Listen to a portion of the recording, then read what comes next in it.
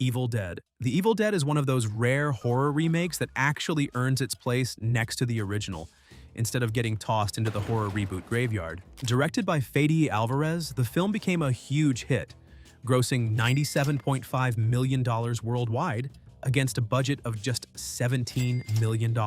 Not bad for a movie where nearly every character looks like they desperately need therapy by the end. The story follows a group of friends who travel to an isolated cabin in the woods to help the protagonist Mia quit heroin, which already sounds stressful enough without adding demonic possession into the mix. Unfortunately, horror movie characters continue to make the same terrible life decisions humanity has been making since the invention of cursed books. Once the Naturom de Monto, also known as the Book of the Dead, is discovered, things spiral into absolute chaos. This all begins after someone decides reading mysterious Latin passages out loud is somehow a good idea.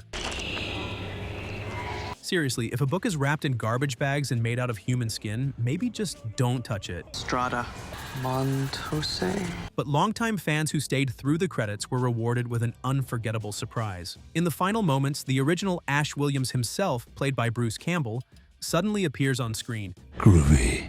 It's only a few seconds long, but hearing Ash casually say "groovy" instantly connected the remake to the original franchise and sent horror fans into a complete frenzy. Sometimes one word is all you need. Sinners. The 2025 Oscar-winning film Sinners quickly became one of the biggest horror hits of the year. Directed by Ryan Coogler, the film blended horror, action, music, and a vampire mythology into something that felt fresh while still honoring classic vampire lore. The movie was both a critical and commercial success, earning over $370 million worldwide against a production budget of around $90 million.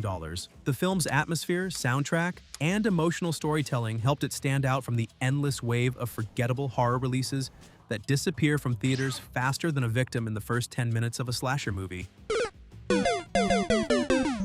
What makes Sinners especially interesting is that it includes both a mid-credit scene and a post-credit scene, rewarding audiences who actually stayed seated instead of stampeding toward the parking lot the second the credits started rolling. In the mid-credit scene, the story jumps roughly 60 years into the future. Sammy is now an older man working behind a bar when Stack and Mary suddenly walk in, looking exactly the same as before, because apparently immortality also comes with an excellent skincare routine. They offer Sammy the chance to become a vampire, but he refuses, choosing instead to live out the rest of his natural life. Vampires is different. Then comes the quieter and more emotional post-credit scene. We're transported back to Sammy's youth long before the film's violence and tragedy unfold. Sitting inside a church, he plays guitar and sings "This Little Light of Mine."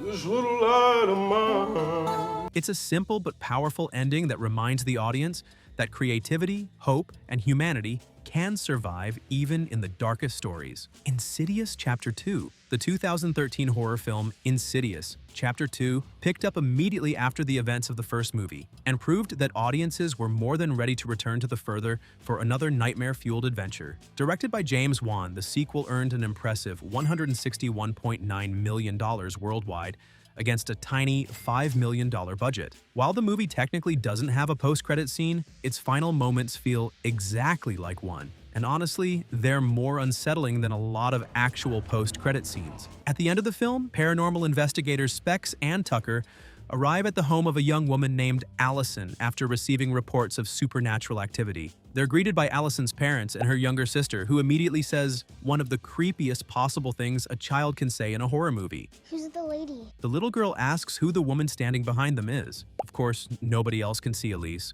As Elise quietly enters the home, she approaches Allison, who is sitting motionless in a wheelchair in what appears to be a catatonic state. Elise attempts to communicate with her while the tension builds in classic Insidious fashion. What makes the scene so effective is that the audience expects a giant jump scare. The music swells, the camera lingers, and we wait for some horrifying demon to leap out of the darkness. But instead, the movie cuts away after Elise reacts in absolute terror. The Collector. The 2009 horror film The Collector is one of those brutal hidden gem horror movies that developed a cult following over time thanks to its relentless tension and ridiculously cruel traps. Directed by Marcus Dunstan, the film follows Arkin, a desperate man who breaks into a wealthy family's home to steal a valuable gem. Unfortunately for him, he unknowingly chooses the exact same night that a masked psychopath known only as the Collector decides to turn the house into a giant death trap. Honestly, imagine planning a robbery and then realizing another criminal already beat you there and somehow made everything infinitely worse. The film received mixed reviews from critics, but horror fans embraced its grimy atmosphere and over-the-top brutality. Financially, it performed well too, grossing roughly $10.2 million worldwide against a budget of only $3 million. The post-credit scene is short, disturbing, and perfect for setting up the sequel. After the chaos of the film, we see the collector calmly watching old home movies that appear to feature his next target. At the same time, someone can be heard trapped inside his massive steamer trunk, most likely Arkin himself. The scene leaves audiences with one terrifying realization: the collector isn't done hunting. He's already preparing for the next nightmare while his current victim is still trapped and helpless nearby. Saw 10. The post-credit scene for 2023's Saw X leaves the door wide open for more suffering, more traps, and significantly more emotional damage. The film became a major success for the franchise, earning around $125 million worldwide against a budget of only $13 million. Because Saw 10 acts as a prequel, longtime fans immediately recognized that the post-credit scene was taking us somewhere familiar.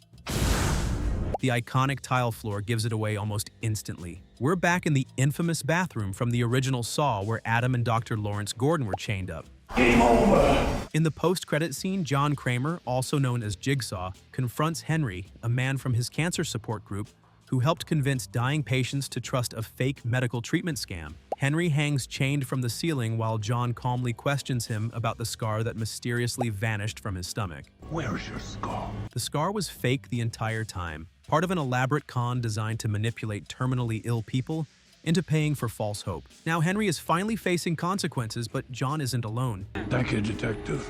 The scene ends with the surprise appearance of Detective Hoffman, one of Jigsaw's most infamous accomplices. For longtime fans, it was an incredible callback that teased even more horrifying stories waiting around the corner. Cloverfield. The ending of the 2008 sci-fi horror film Cloverfield is still heavily debated by fans today, mainly because the movie leaves behind just enough clues to drive everyone slightly insane trying to figure them out. Produced by J.J. Abrams, the found-footage monster film became a massive hit, earning over $170 million worldwide on a budget of around $30 million. Even though 2016's 10 Cloverfield Lane exists within the same universe, it never fully answered the questions surrounding the original movie. At the end of Cloverfield, Manhattan is being destroyed while Rob and Beth finally confess their love for each other. The military launches a massive attack as the screen fades to black, seemingly ending the story. But then the movie quietly sneaks in one final clue. Before the events of the attack, we see Rob and Beth enjoying a peaceful day at Coney Island, when a mysterious object suddenly falls from the sky and crashes into the ocean behind them. Most viewers completely missed it the first time around. Then, after the credits roll, a distorted voice can be heard saying, "Help us." Fans later discovered that if you reverse the audio, the message actually says, "It's still alive." Which is honestly one of the creepiest ways possible to send audiences home. The Green Inferno. The Green Inferno is a 2013 horror movie that is a brutal love letter to the infamous Italian cannibal films of the 1970s and 1980s, especially the controversial classic 1980 film Cannibal Holocaust. The movie follows a group of student activists who travel into the Amazon rainforest to stop deforestation, only for their plane to crash deep within the jungle. The surviving members are then captured by a cannibalistic tribe, turning their humanitarian mission into an absolute nightmare. Despite dividing critics and audiences, the film still managed to earn roughly $12.7 million worldwide against a production budget of around $5 million. By the end of the movie, Justine and Alejandro appear to be the only survivors. However, Justine ultimately abandons Alejandro before being rescued, and later tells authorities that she alone survived the crash. That already feels dark enough, but then the post-credit scene adds one final disturbing twist. Justine receives a phone call from Alejandro's sister, who reveals that satellite images show Alejandro is somehow still alive in the jungle. The implication is horrifying because audiences are left wondering what exactly happened to him after being abandoned. Was he rescued? Captured again? Did he become part of the tribe? Unfortunately, the planned sequel never materialized, meaning fans were left forever wondering what became of Alejandro. Sometimes unanswered questions are scarier than actual answers.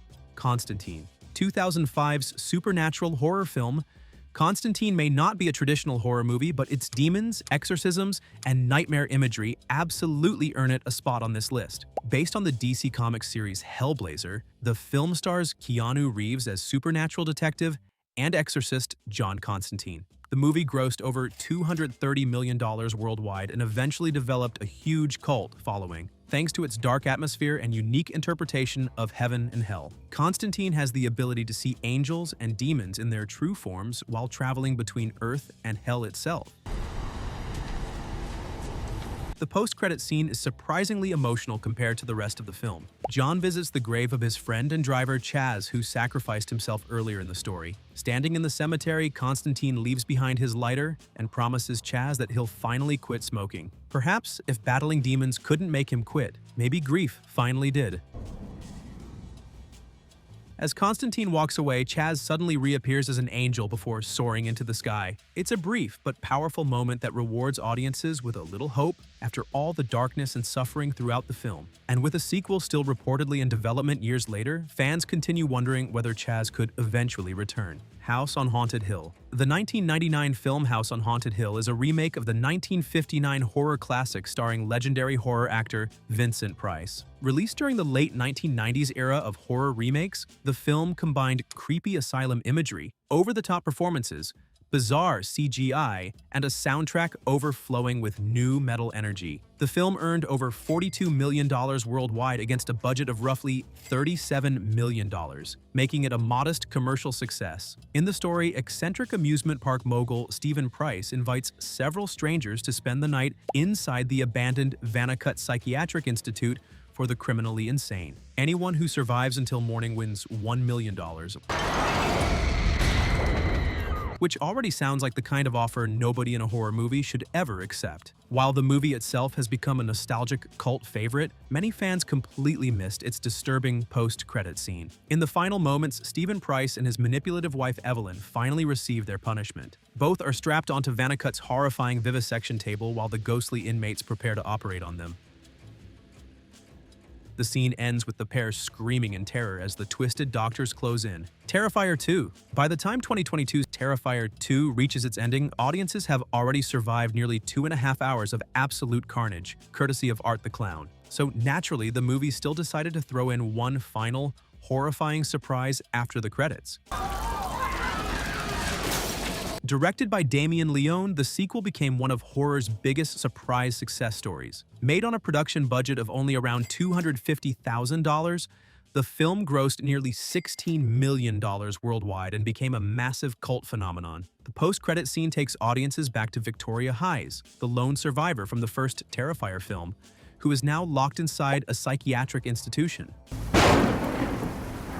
Victoria is shown scribbling Vicky plus Art and other disturbing messages across the walls using her own blood, which is already unsettling enough. Then the movie reveals the truly horrifying twist. Victoria is pregnant. Moments later, she gives birth to the severed living head of Art the Clown and proceeds to lovingly cradle it, which is definitely not the kind of childbirth scene anyone was emotionally prepared for. The moment perfectly set up the events of future films in the franchise while proving that Art the Clown somehow manages to become even more disturbing every single movie.